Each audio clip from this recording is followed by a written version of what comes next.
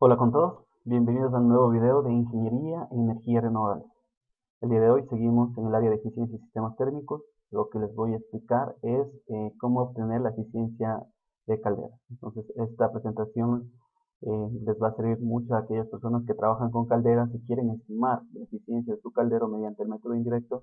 Estas diapositivas le van a servir de mucho. Mi nombre es Guillermo Pérez, soy ingeniero mecánico y magíster en eficiencia energética. Entonces, empezamos.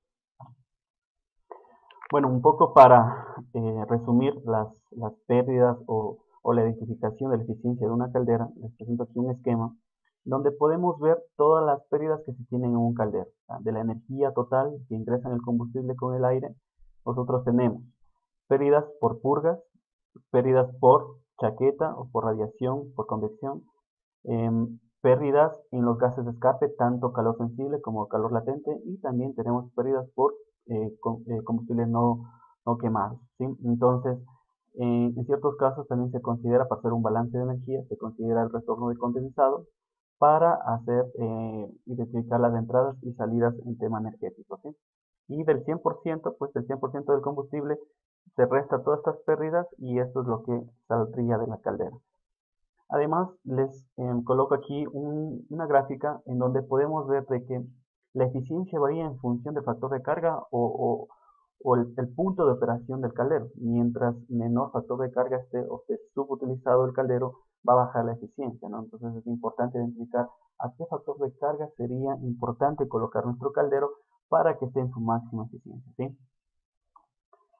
Ahora, para estimar la eficiencia de nuestro caldero tenemos dos métodos, el directo y el indirecto. Como pueden ver, el método directo es básicamente esta fórmula en donde los datos que necesitamos son el flujo másico del vapor. Para ello es importante contar con dispositivos, por ejemplo un caudalímetro de vapor, en donde directamente nos emita ya el flujo en kilogramos hora, y multiplicando la diferencia de entalpías del vapor menos la entalpía del agua de alimentación.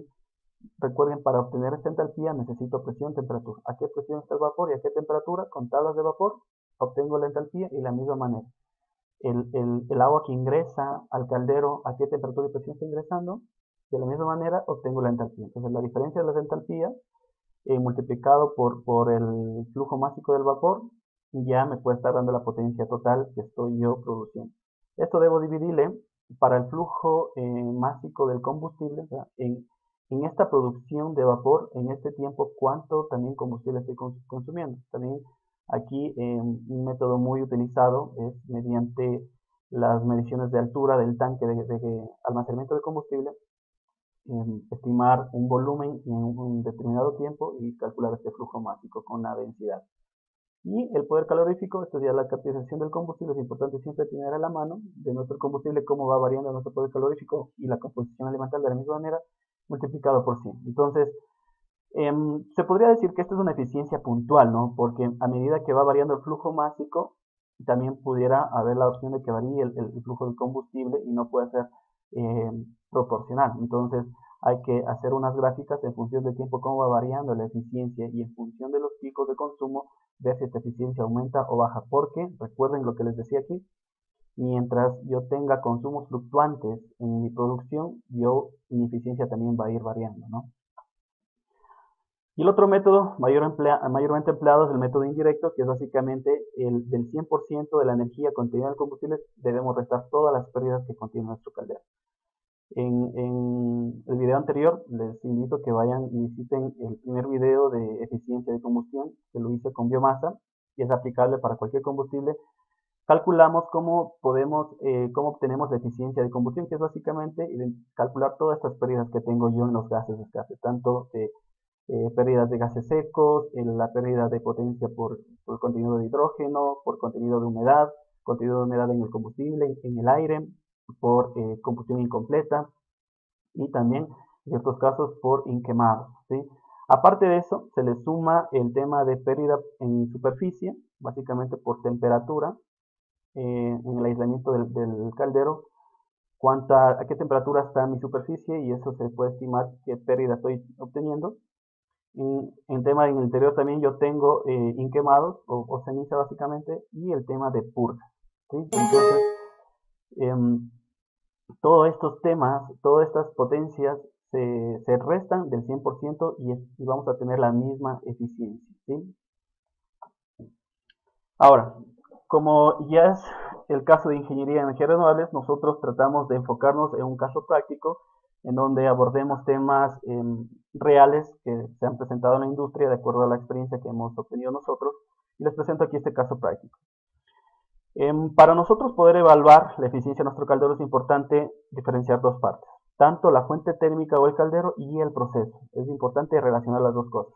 En este caso, la fuente térmica en esta industria tienen un caldero de servicio y un caldero de respaldo. La presión de vapor es 10 bares, mediante tablas podemos saber a qué temperatura está. El tiempo de operación del caldero es importante. ¿Cuánto tiempo el caldero opera en un año, un mes, una semana? Y pueden ver que está prácticamente las 24 horas, contenido en 3 turnos. Y de la misma manera, en el tiempo de mantenimiento, cuánto tiempo en el año está parado el caldero, ¿sí? En este caso, me comentaron que está 3 semanas parado en todo un año, entonces, pasándole a horas, tenemos 5.880 horas al año. En este caso, no existe retorno de condensado, ya que el vapor que ingresa al proceso se contamina o se mezcla con el producto, entonces, si hay esta mezcla directamente con el producto, no se puede recuperar el condensado, ¿sí? Entonces, esto es importante. No todas las industrias se podría recuperar el condensado a menos de que haya o esté conformado por intercambiadores de calor y el vapor se encuentre limpio, básicamente. El otro dato importante que debemos tener a la mano es cuánto consume el combustible, cuánto consume este caldero de combustible. Bueno, y como les decía, un dato bibliográfico, el poder calorífico inferior del diésel y la densidad, ¿sí?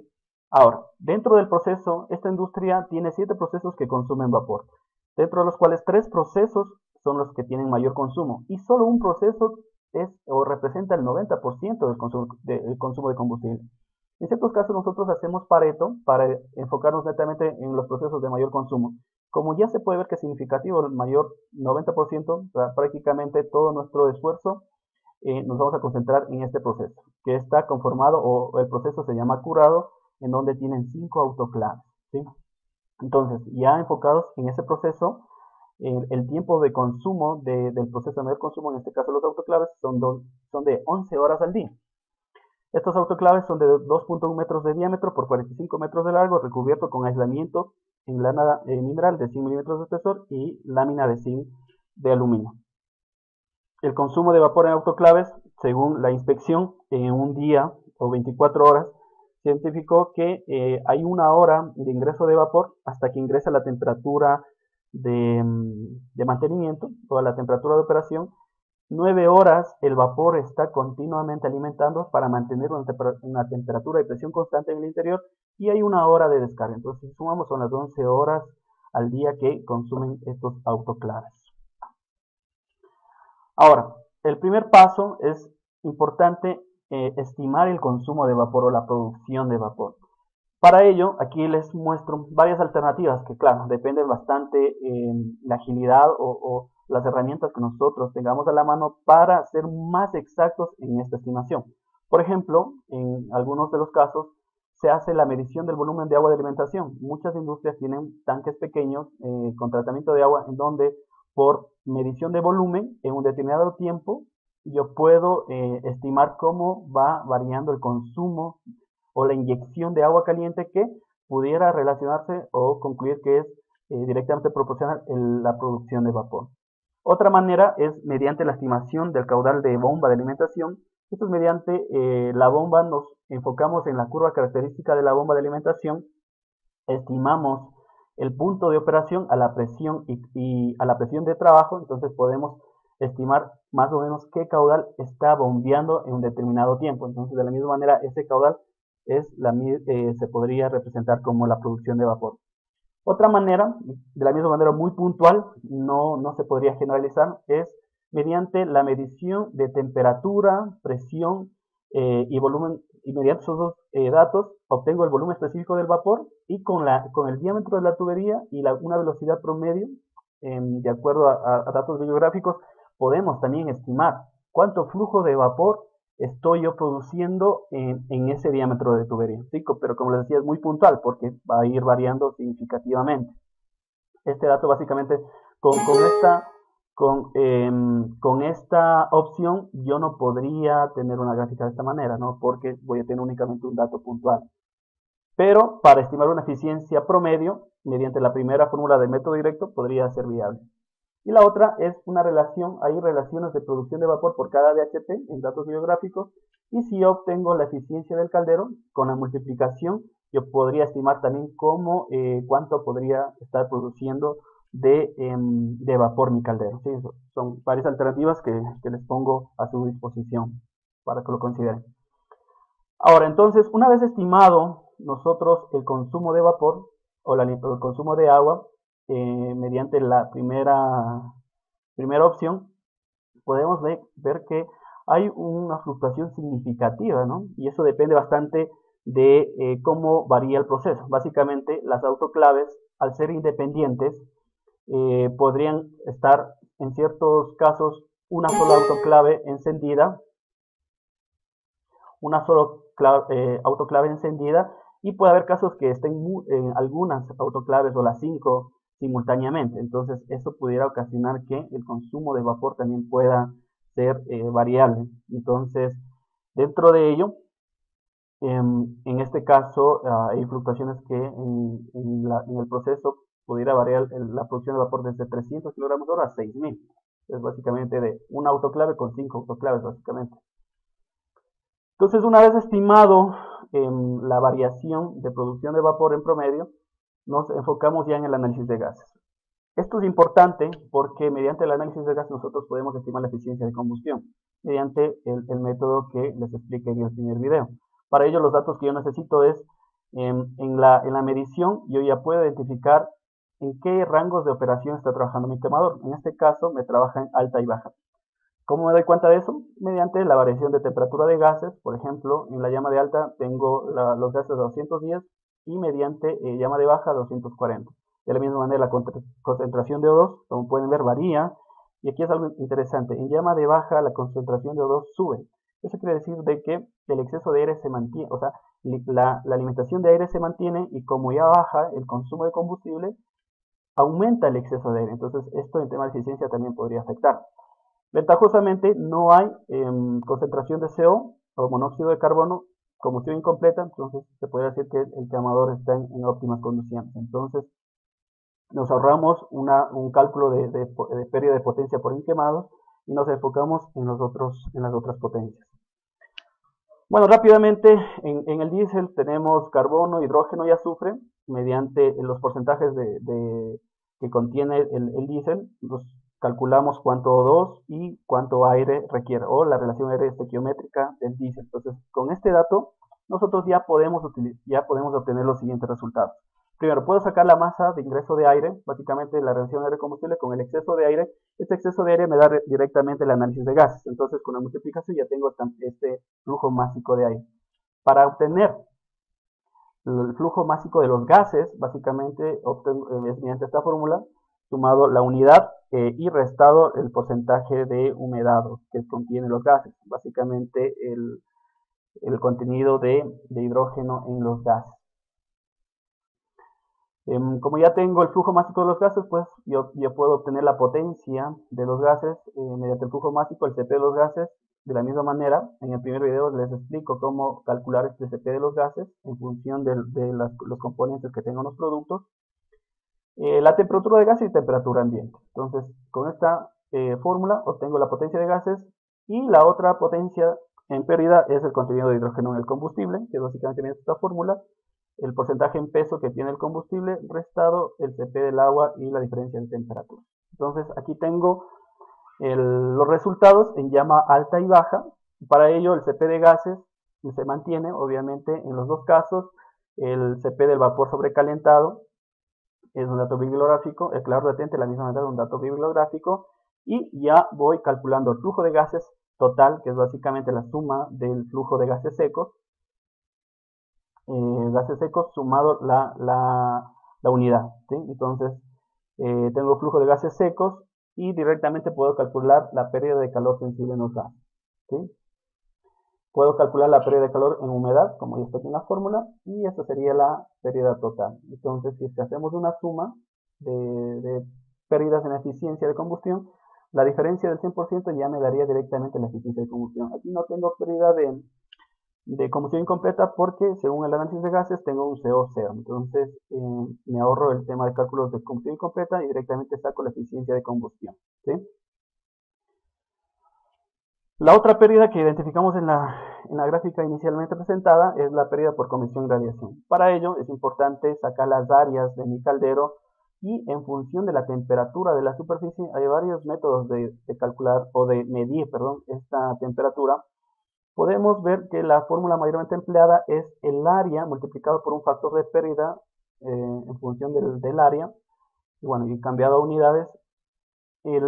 Este factor Q o pérdida de potencia térmica por convección y radiación me varía en función de la temperatura. Mientras mayor sea la temperatura, me va aumentando, no proporcionalmente, pero sí en un tema exponencial, ¿no? Entonces es importante, por cada 10, 5 grados que me aumente la superficie del caldero, en el tema de pérdida por convección y radiación también va aumentando significativamente. Entonces, básicamente la multiplicación de las superficies, tanto de la chaqueta como de la parte superior y posterior y superior, ya puedo sacar la potencia de pérdida total por convección y radiación.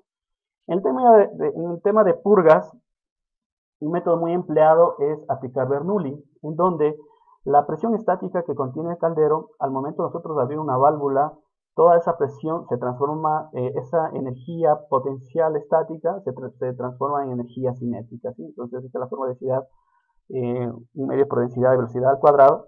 Si es que despejamos de aquí velocidad, básicamente ya me da a qué velocidad yo tendría, de acuerdo a la presión. Ojo, esta presión de la caldera debe ser menor a la presión de saturación. Entonces, el flujo de la purga básicamente es multiplicado a la velocidad que yo tengo, o calculado mediante Bernoulli, multiplicado por el área de la válvula, en este caso es de 4 pulgadas, entonces, y la densidad, ya puedo obtener el flujo másico que me saldría en la purga. Y la potencia es básicamente el flujo másico calculado, el CP del agua. La temperatura de purga, igual, es la temperatura menor a la presión de saturación. En este caso es 160, la presión de saturación de los 10 bares que me estaba dando el ejemplo es más o menos 180 grados, entonces 160. La temperatura ambiente del agua, 20 grados, y aquí obtengo cuánto estoy perdiendo por purga. Este es un dato que se les pregunta a los de mantenimiento, más o menos en una purga, cuánto tiempo le dejan abierto, en este caso 10 segundos, ¿sí? Como ya tengo el dato de purgas, lo que me resta calcular es el consumo de combustible. Para eso, tengo la producción de vapor, estimado que es fluctuante, las entalpías, ya que debo tener a la mano temperatura y presión del vapor y del agua de alimentación, divido para la eficiencia de combustible y el poder calorífico, y puedo estimar cuánto flujo másico de combustible me estaría consumiendo el caldero. Entonces es un dato teórico también que yo pudiera verificar mediante una medición con volumen y tiempo, básicamente. En el tema de potencia perdida por radiación y convección, básicamente nos enfocamos en la potencia ya calculada dividido para el flujo másico de combustible ya calculado en la parte de acá arriba para tener las unidades en kilocalorías por kilogramo de diésel. De la misma manera hago para el tema de la purga y saco los porcentajes de pérdida, ¿sí? Como ya tengo en unidades de kilocaloría por kilogramo diésel, divido para la energía total contenida en el combustible y ya puedo sacar qué porcentaje se me está perdiendo tanto por radiación y por purga. Y de esa manera puedo obtener ya la eficiencia de la caldera, esto es importante. La eficiencia de combustión únicamente me estaba enfocando en los gases, entonces lo que me restaría o me faltaría restar es la pérdida que tengo tanto por radiación, convección y por purga para tener ya la eficiencia total de la caldera. Con esta eficiencia de la caldera ya puedo obtener el consumo real que el caldero estaría consumiendo en función o proporcionalmente le vaya variando el flujo másico de vapor, ¿sí? Porque ya tendría la eficiencia de la caldera. Entonces, estos serían los resultados. En llama alta y baja, como pueden ver, básicamente en purgas no se tiene un porcentaje significativo, y en el tema de calor por radiación y convección sigue manteniéndose la importancia, o el mayor porcentaje se sigue yendo por los gases de escape, pero sin embargo, como punto importante se puede ver aquí en que mediante vaya bajando la carga, la eficiencia también va bajando. Entonces, llama alta de 84, si es que yo trabajo a una menor carga, me va bajando la eficiencia, ¿sí? Entonces, un dato importante, como puedo decir, bueno, rápidamente traté de explicarles este tema. Esto es muy importante, no se olviden: la eficiencia de caldera es la eficiencia de combustión restada a las demás pérdidas de potencia del caldero. Y con esto pues podríamos ya estimar el consumo del combustible que tendría mi caldero, ¿sí? Entonces, bueno, eso era lo que les quería explicar rápidamente. Espero que les haya servido esta información.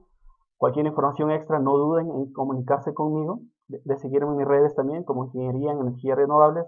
Espero que esta información haya sido de su agrado, de su utilidad. No se olviden de compartir para que este video llegue a las personas que puedan servirle de esta información. Y muchas gracias por su atención.